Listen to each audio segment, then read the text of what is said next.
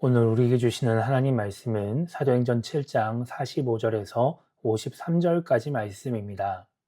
우리 조상들이 그것을 받아 하나님이 그들 앞에서 쫓아내신 이방인의 땅을 점령할 때에 여호수아와 함께 가지고 들어가서 다윗 때까지 이르니라. 다윗이 하나님 앞에서 은혜를 받아 야곱의 집을 위하여 하나님의 처소를 준비하게 하여 달라고 하더니 솔로몬이 그를 위하여 집을 지었느니라. 그러나 지극히 높으신 이는 손으로 지은 곳에 계시지 아니하시나니 선지자가 말한 바 주께서 이르시되 하늘은 나의 보좌요 땅은 나의 발등상이니 너희가 나를 위하여 무슨 집을 짓겠으며 나의 안식할 처소가 어디냐. 이 모든 것이 다 내 손으로 지은 것이 아니냐 함과 같으니라. 목이 곧고 마음과 귀에 할례를 받지 못한 사람들아, 너희도 너희 조상과 같이 항상 성령을 거스르는도다. 너희 조상들이 선지자들 중에 누구를 박해하지 아니하였느냐.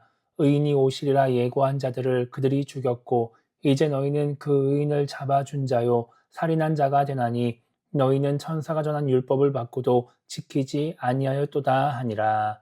아멘. 우리는 지난주에 이제 사도행전 6장 8절에서 15절까지 말씀을 통해서 이 은혜와 성령이 충만한 스데반 집사의 모습을 살펴봤습니다. 이 스데반 집사는 헬라파 유대인들과 논쟁을 하다가 이들의 모함으로 인해서 이제 공회에 잡혀가게 되죠. 예수님이 붙잡혀 죽으신 상황과 동일한 상황을 이제 만나게 된 것입니다. 그렇게 이제 죽을 수도 있는 그런 위협적인 상황 속에서 스데반의 얼굴에 걱정과 두려움이 가득한 것이 아니라 성경은 천사의 얼굴을 하고 있었다 이렇게 기록을 했었습니다. 스데반이 그런 상황 속에서 이제 천사의 얼굴을 하고 있을 수 있었던 이유는 이제 은혜와 성령이 충만했기 때문인 것이죠. 그래서 이제 우리도 은혜와 성령의 충만을 사모하여서 은혜와 성령이 충만한 신앙인이 되면 이 세상이 감당하지 못하는 신앙인, 어떤 상황과 환경에서도 어떤 고난과 역경 속에서도 하나님의 뜻을 이루며 평안 가운데 살아가는 그런 신앙인이 될 수 있다라고 하는 말씀을 지난주에 함께 나누었습니다. 오늘 이제 우리가 읽은 말씀은 이제 그 뒤에 이어지는 내용이에요. 공회에서 신문받는 스데반의 반론, 흔히 이제 스데반의 설교라고 말하는 그런 말씀을 기록을 하고 있습니다. 우리가 이제 후반부만 읽었지만 오늘은 이제 1장 1절부터 이제 다 나오는 말씀을 한번 살펴보려고 할 텐데요. 사도행전 7장 1절을 보면은 대제사장이 이제 잡혀온 스데반에게 물어봅니다. 지금 이 사람들이 너를 고발했는데 그것이 사실이냐 이렇게 물어봐요. 그러니까 이제 지금 헬라파 유대인들이 이제 거짓 증언으로 이제 뭐 신성 모독을 했다, 뭐 모세의 율법을 부정했다, 뭐 이렇게 이제 고발을 했는데 그것이 맞냐라고 이제 스데반에게 물어보는 것이죠. 근데 이런 이제 질문에 대해서 스데반은 자신을 고발한 그 사람들의 증언이 맞다 틀리다 이런 것에 대해서 이야기를 하지 않고 갑자기 이스라엘의 역사에 대해서 이야기를 하기 시작합니다. 그래서 7장 2절부터 보면은 아브라함부터 시작해서 이스라엘의 건 역사에 대해서 쭉 스데반이 이야기를 하고 있어요. 이게 어디까지 이어지냐면은 50절까지 이어집니다. 그래서 처음에는 이제 아브라함에 대해서 이야기를 하고 아브라함이 부름받았던 것들, 뭐 언약을 받은 것들, 뭐 이런 것에 대해서 이야기를 하고 또 이삭과 야곱과 이제 야곱에 대해서 이야기를 하다가 요셉에 대해서 이야기를 합니다. 그래서 요셉이 뭐 애굽으로 갔다가 거기에서 뭐 가난을 뭐 이제 흉년을 극복하게 되고 뭐 이런 것들에 대해서 이야기를 하면서 야곱의 가족들이 이제 애굽으로 가게 된 계기에 대해서 이야기를 하죠. 그리고 이제 또 그곳에서 이제 요셉이 했던 일들, 그리고 또 요셉을 모르는 왕들로 인해서 이스라엘 자손들이 고난당한 일들에 대해서도 쭉 이야기를 합니다. 그리고 이제 그런 상황 속에서 하나님이 이제 모세를 이제 부르시는 그런 이야기들, 그리고 모세가 또 겪은 일들, 또 출애굽하는 일들, 뭐 이런 것에 대해서 또 한 38절까지 쭉 이야기를 하게 돼요. 그리고 나서 이제 44절에 오면은 이제 성막에 대해서 여기 성경에 보면은 증거의 장막이라고 하는 것에 대해서 이야기를 합니다. 그래서 광야에 있을 때 이 증거의 장막, 성막을 만들게 되고 또 그것을 가지고 여호수아가 가나안 땅에 들어오게 되고 그래서 다윗이 성전을 짓고 싶었지만 솔로몬의 아들이 솔로몬이 이제 성전을 지었다. 이제 이렇게 이야기를 하면서 50절까지 말씀이 마무리가 되는 겁니다. 이제 우리가 지난주에 살펴봤던 어떤 말씀과 오늘 말씀이 이제, 물론 이제 6장과 7장의 차이가 있어서 우리는 좀 끊어서 보게 되겠지만, 이게 장구분이 안 돼 있어서 그냥 쭉 읽는다고 생각을 해보면, 오늘 스데반의 설교가 조금 생뚱맞다라는 생각을 하게 됩니다. 그러니까 지금 상황도 마찬가지고 뭔가 앞장과 이어진 내용도 마찬가지고 스데반이 갑자기 왜 이런 이야기를 하나 하는 생각이 들게 돼요. 지금 스데반이 잡혀있는 곳이 공회란 말이죠. 그러니까 정통 유대인들, 성경을 연구하고 성경을 잘 알고 있는 사람들 앞에서 스데반이 서 있는데 지금 그 사람들에게 뭘 이야기하고 있냐면은 이스라엘의 역사에 대해서 이야기를 한단 말이죠. 이미 이들은 역사를 잘 알고 있는 사람들이에요. 스데반이 이런 이야기를 합니다. 왜 스데반이 자기를 뭔가 변론하지 않고 자기를 뭔가 고발했던 그런 헬라파 유대인들의 증언을 반박하지 않고 이스라엘의 역사를 이야기하느냐? 그것은 다 이제 이유가 있다라고 하는 것이죠. 이 사도행전 7장에 나오는 스데반의 설교가 내용도 길고 또 이스라엘 역사에 대해서 쭉 이야기를 하고 있기 때문에 보통 일반적으로는 이런 말씀의 그냥 흐름에 따라서 성경을 읽게 됩니다. 그러니까 아브라함 이야기가 나오는구나, 요셉 이야기가 나오는구나, 이렇게 하면서 성경을 쭉 읽게 되는 것이죠. 그러다 보니까 이 사도행전 7장 앞부분을 읽으면은 그냥 성경 읽으면서 그래 이런 일이 있었지 그랬구나 이런 생각을 하면서 읽게 되는 거예요. 근데 그렇게 읽다가 나중에 가면은 당황하게 됩니다. 왜 당황하냐면 이제 51절을 넘어가면서부터 스데반이 갑자기 유대인들을 책망하기 때문에 그래요. 그냥 그동안 이스라엘 역사를 쭉 이야기하다가 51절 딱 넘어가면서부터 갑자기 이 사람들이 공회에 모인 사람들, 유대인들을 향해서 막 책망을 하고 화를 내기 시작하는 것이죠. 그러고서 그것 때문에 스데반이 죽어요. 그러니까 앞에서 이스라엘 역사를 막 읽다가 갑자기 스데반이 화를 내고 죽는다라고 하는 게 7장의 마지막에 되어다 보니까 이 앞에서 왜 스데반이 이런 이야기를 하게 됐는지를 이해하지 못하게 되는 것이죠. 오늘 이 스데반이 길게 이스라엘 역사를 이제 이야기하는 그 의도를 이해를 하려면 이 말씀을 조금 하나님과 인간으로 좀 구분해서 살펴볼 필요가 있습니다. 그러니까 단지 그냥 아브라함의 이야기, 요셉의 이야기, 모세의 이야기 이렇게 살펴보는 게 아니라 하나님과 나머지 인간 이렇게 살펴보면은 스데반의 의도가 좀 이해가 된다라고 하는 것이죠. 자, 이제 사도행전 7장에 나오는 하나님의 모습을 제가 말씀을 드릴 건데 가급적이면 이 7장에 나오는 표현 그대로 말씀을 드릴 겁니다. 제가 요약을 해서 말씀 좀 드려볼게요. 자, 7장에 나오는 하나님은 어떤 모습이냐? 하나님은 어떤 분이시냐? 하나님은 메소포타미아에 있는 아브라함을 부르시고 가나안 땅으로 옮기신 분입니다. 그리고 이제 그 땅을 주시겠다고 약속하시고 또 후손들이 나그네로 살 것을 미리 알려주신 분이세요. 하나님은 그런 분이라는 것이죠. 그리고 하나님은 요셉과 함께 하셔서 그 흉년의 때를 잘 보내게 하신 분입니다. 자, 그리고 하나님은 이스라엘 자손들이 애굽에서 고난을 당할 때 모세를 부르셔서 이스라엘 자손들을 애굽에서 나오게 하시는 분이에요. 그리고 광야에서 40년을 보내는 동안 기사와 표적을 행하신 분입니다.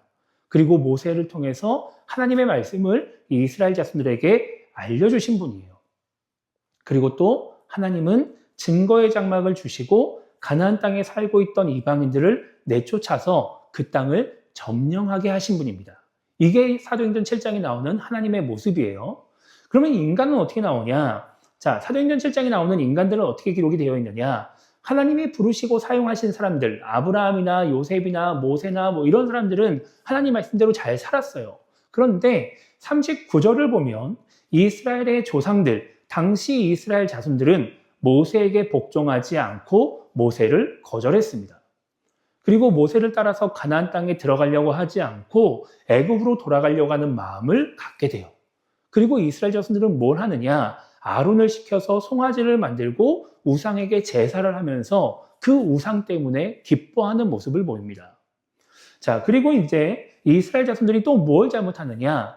성막에 대해서 이해를 잘못하게 돼요. 그래서 하나님이라고 하는 분을 성막 안에만 거하시는 분, 그 당시 뭔가 이방신들처럼 그냥 그 신전에만 계시는 분으로 이해를 하면서 하나님을 제한을 시켜요. 그래서 스데반이 7장 49절하고 50절에서 하나님의 말씀을 이야기를 하면서 하나님은 이 땅을 창조하신 분이기 때문에 사람이 만든 처소에만 거하는 분이 아니다라고 이야기를 해요. 이게 어디에 나오는 이야기냐면은 이사야 66장 1절과 2절에 나오는 이야기예요. 그러니까 하나님이 먼저 구약에서 나는 사람이 만든 곳에 거하는 사람 존재가 아니라 이 땅을 만든 존재이기 때문에 이 땅 어디서나 거할 수 있어 라고 말씀을 하셨음에도 불구하고 이 하나님의 말씀을 자기들 마음대로 해석하고 자기들 마음대로 적용시킨 그러한 사람들이다라고 하는 것이죠. 그러니까 하나님은 아브라함을 부르시고 그리고 여러 가지 일들을 하시면서 지금 이스라엘이 만들어지기까지 그들을 돌보시고 보호하시고 인도하시고 은혜를 베푸신 분인데, 인간이라고 하는 존재, 이스라엘 자손들, 성경에 이스라엘의 조상들이라고 나오는 사람들은 그런 하나님에 대해서 계속해서 거부하고 거절하고 말 안 듣고 하나님 말씀을 자기 마음대로 해석하고 이런 일을 행하는 사람이었다라고 하는 거예요. 그러니까 지금 스데반이 이야기하고 싶은 건 무엇이냐면, 그 긴 이스라엘의 역사 속에서 하나님은 계속해서 이스라엘 자손들에게 은혜를 베푸시는데, 이스라엘 자손들은, 우리의 조상들은 그 은혜를 받으면서도 은혜에 합당한 모습을 보이지 않고 자꾸 엇나가더라는 것이죠. 하나님 말씀을 하나님 말씀대로 이해하지 않고 자기들 마음대로 해석하고, 때로는 하나님이 보내신 선지자들을 죽이기도 하고 괴롭히기도 하고 박해하기도 하고 이런 일들을 했다라고 하는 거예요. 그래서 스데반이 51절과 52절에서 이스라엘의 조상들이 항상 성령을 거슬렀다라고 말하고 선지자들을 박해하고 죽였다라고 말을 해요. 그렇게 하나님의 말씀을 거부했다라고 하는 것이죠. 그래서 지금 스데반이 그 긴 역사 속에서 은혜를 베푸신 하나님과 거부하는 이스라엘 조상들의 모습을 이야기하면서 지금 눈앞에 있는 유대인들을 책망을 하는 겁니다. 51절에 보면은 그 공회에 모인 유대인들을 향해서 뭐라고 이야기를 하냐면, 목이 곧고 마음과 귀에 할례받지 못한 사람들아 라고 말을 해요. 지금 너희도 조상들과 똑같이 너희들 마음대로 하나님을 해석하고 마음대로 말씀을 이해하고 그래서 하나님 말씀대로 행동하지 않는다라고 하는 것이죠. 그래서 그 뒤에 뭐라고 이야기를 하느냐, 이스라엘의 조상들만 성령을 거스르는 것이 아니라 너희도 너희 조상과 같이 항상 성령을 거스른다라고 말을 해요. 조상들과 똑같은 모습을 보인다는 거예요. 하나님의 은혜로 지금까지 살고 있고 이 이스라엘이라는 나라 속에서 그렇게 평안하게 살고 있으면서 그 조상들처럼 하나님을 거스르고 있다라고 하는 것이죠. 그러면서 52절에서는 이스라엘 조상들이 의인을 예고한 선지자를 죽인 것처럼 지금 공회 회원들, 유대인들은 그 예언을 따라오신 의인을 잡고 죽였다라고 이야기를 해요.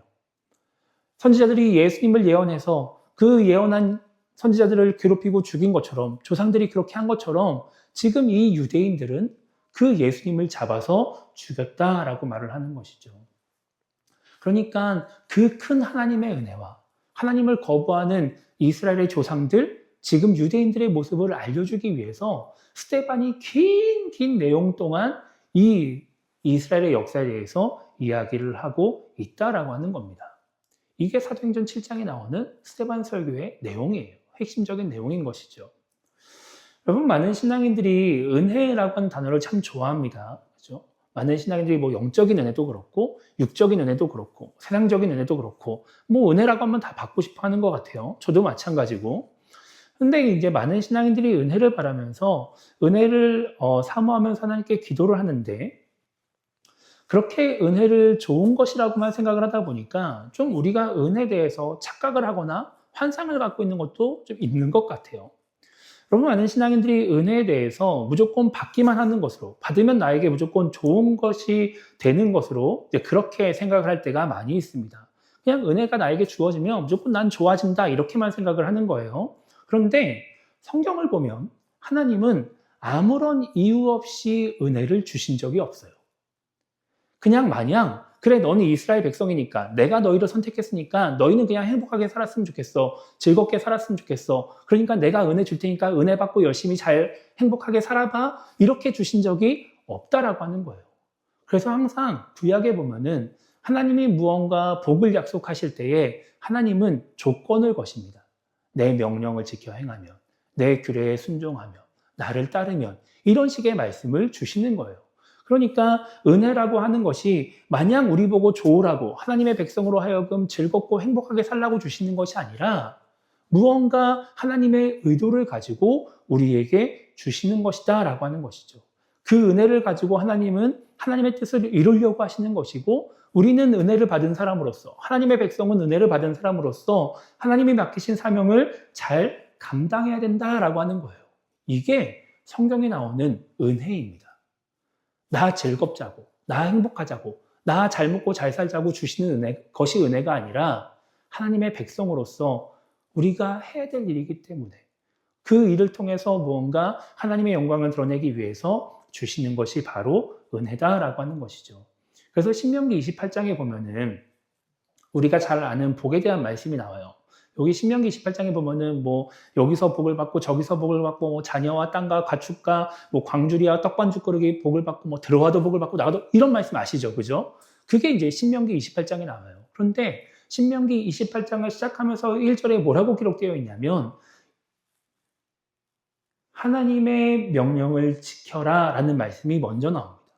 하나님의 명령을 지키면 여기 나오는 모든 복을 다 주시겠다라고 하는 거예요. 그러면서 그 복에 대해서 한창 이야기를 하시다가 중간쯤 와가지고 한 번 더 말씀하세요. 하나님의 명령을 지켜 행해라. 좌로나 우로나 치우치지 말고 다른 신을 섬기지 말아라 라고 말씀하세요. 그렇게 하면서 하나님 말씀을 잘 지키면 복을 주시겠다, 은혜를 주시겠다라고 하는 거예요. 그럼 이렇게 은혜를 주셔가지고 하나님이 원하시는 것이 무엇이냐? 하나님이 이루시고자 하는 것이 무엇이냐? 이사야 49장 6절을 보면은 이런 말씀이 있습니다.